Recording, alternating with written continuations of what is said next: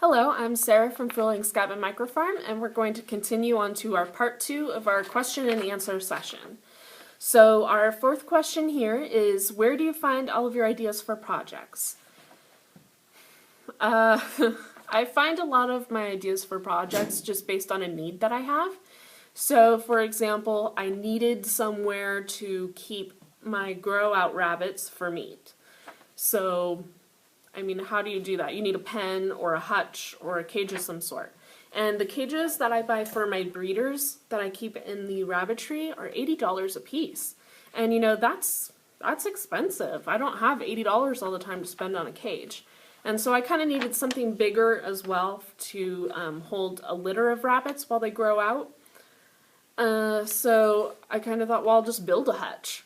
How hard could it possibly be, right? And so I used some recycled materials, and of course everyone always has pallets laying around, so I thought that was a wonderful idea. Turns out it probably wasn't, just because of difficulty, not necessarily price. It only cost me about $20 to build. So, a lot of my ideas come from a need. Another example would be the ginger bug. I love soda. I love soda so much. But I don't want to drink it now because I know what's in it, and it's gross. I also don't want to feed soda to my daughter, who's only 3. That can't be beneficial at all. I can imagine that it would. So I kind of had this want for a carbonated drink, something sweet, just, something fun to go with dinner or sitting around in the summer, something to drink. And so I thought, well, I know people had soda in the 1800s. They had soda pop. They took it for medicinal reasons even. So, how did they make it? They didn't have high fructose corn syrup. They didn't have big factories to make soda pop. But I know they had it, so how'd they do it? So sometimes it comes down to, I think of a weird question that I have, and then I think about, well, how did people used to do it?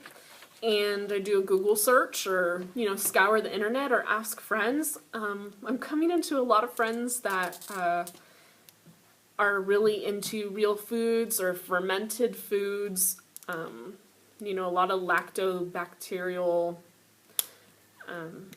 lacto-fermented foods. So some people know stuff, and it's always the people you would least expect, like, oh, have you heard of a ginger bug? I'm totally going to try this out. And they're like, oh yeah, I've done that. And so sometimes, sometimes it's the internet that helps you, and sometimes it's friends or, acquaintances, people maybe just contact, like if you have a website or a blog that you look at all the time and they're doing something really cool, just email them, ask them how they did it. And sometimes that's all it comes down to, is a need and a desire to do something, and then you just have to follow through and come up with a fun project. And so we've only been doing this 2 years now, and we've come up with a lot of fun ideas. So, none of them are my original ideas, of course. It's just, I'm trying to share with other people what I'm doing, thinking that maybe they would be interested in it as well. And usually you are. So that's excellent too. None of these are my ideas. I'm sure someone's built a rabbit hutch out of pallets before. I'm sure someone's made a ginger bug before. None of them are original, but sometimes it's the fact that you are doing it and it's original to you. So finding projects to do, that's the easy part. It's actually following through. That's the hard part. So our next question is, now that you are raising your own meat, has your perspective changed on eating meat versus being a vegetarian? I have never been a vegetarian. I probably never will be because I really love meat. But yes, raising my own meat, my own animals to process has definitely been a process. I've done about a half a dozen rabbits now, and it's definitely eye-opening to have raised an animal from its infancy. Literally, I see these rabbits the day that they're born, and I'm there the day that they have to die. And it's kind of sad. Well, not kind of, it is sad, because you try not to love this rabbit too much because you know what its destiny is, But on the other hand, you know that it's going to a good purpose. You know, we're really going to appreciate this food a lot more because we raised it. You know, we know what it ate, we know what it did every single day, and I think that's a big change. You know, for any of you who are thinking about raising your own meat, I highly suggest it.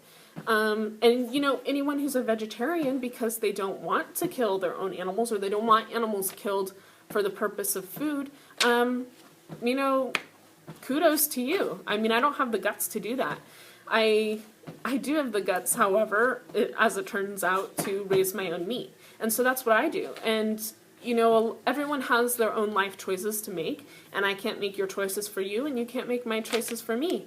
And that's really what it comes down to is if you choose to eat meat, do you know where it comes from? Do you know how it was raised? Do you know where it lived, what it ate, who its friends were? I mean, that's kind of what it comes down to is, do you know that animal that you're eating? And I'm sure a lot of people, I'm sure the mass majority of people would say no, but now I'm proud to say that yes, I do. I do know where my meat came from. And when I'm not eating Hassenpfeffer, which is an absolutely new thing to our family, it's totally bizarre for me.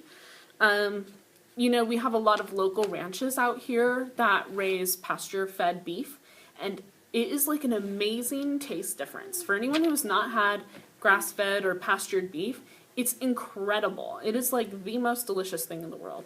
And without grossing out some of you vegetarians, I mean, it's huge. I mean, it's so flavorful. It's amazing. So yes, raising my own meat has changed my perspective. I totally give props to you vegetarians who don't eat meat because you don't raise it and you don't know where it comes from. Hey, I'm totally with you there. But yeah, raising my own meat has definitely changed how much I eat and you know, kind of knowing where it comes from and how it was raised and who raised it. So our next question is a rabbit question. Have you had to deal with wool block? If so, what do you do to treat it? And have you needed to take a rabbit to a vet or had one put down? That's a lot of parts in one question.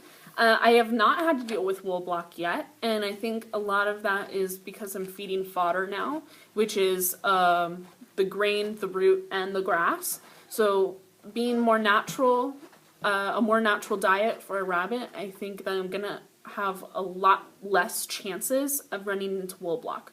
So wool block is when a rabbit eats its wool or its fur and it gets kind of like knotted in their body because they cannot cough up hairballs like a cat would. So that's basically what wool block is. Have I needed to take a rabbit to a vet? No. And would I? No. Because about 99% of veterinarians are not trained on rabbits specifically. And they are kind of a weird animal. You'd think that they would be a common household animal, but they're really not. A lot of veterinarians are only trained on small animals, which ranges from like gerbils and rats to rabbits.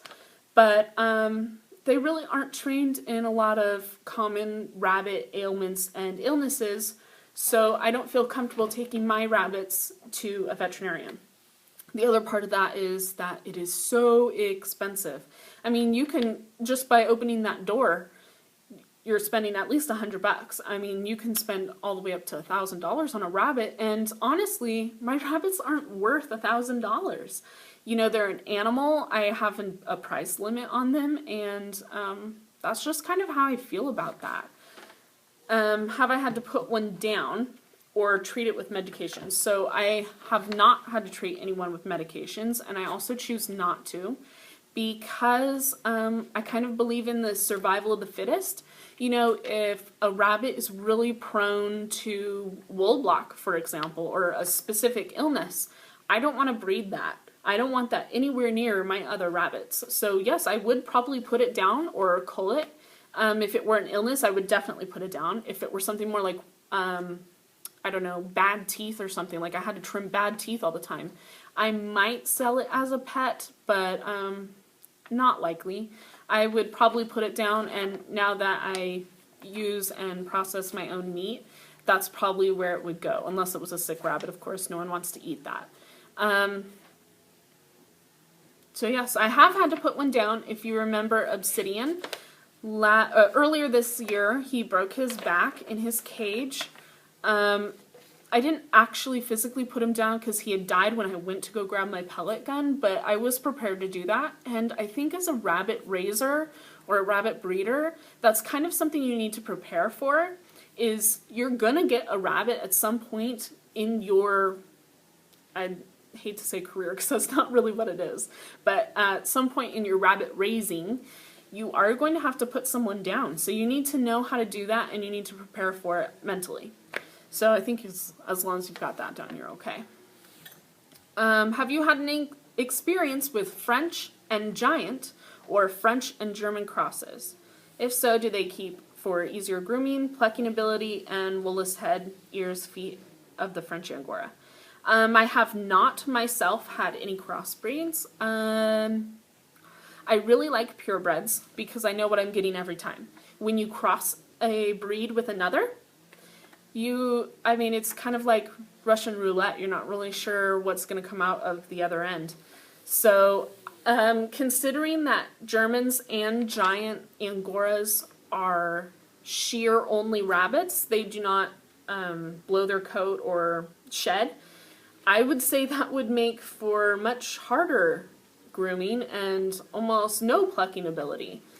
Sure, you'll get the regular furred head, feet, and ears, but I think it's going to be a lot harder for you. That's why I didn't choose the German or the Giant Angoras to begin with, is because I wanted to be able to pluck my wool. I didn't want to have to shear it every time. That's a big pain in the butthole.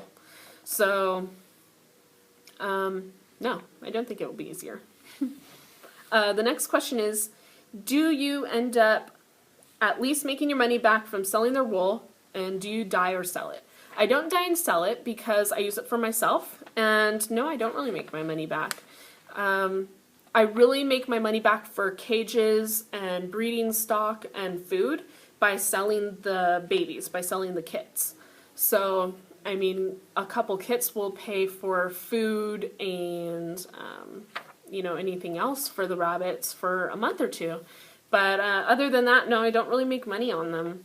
They're really kind of they're for my own personal benefit, for my family, spinning the wool, making things, and that's why I got them. So you can't really buy an animal thinking that it's going to make you money, because it's probably not.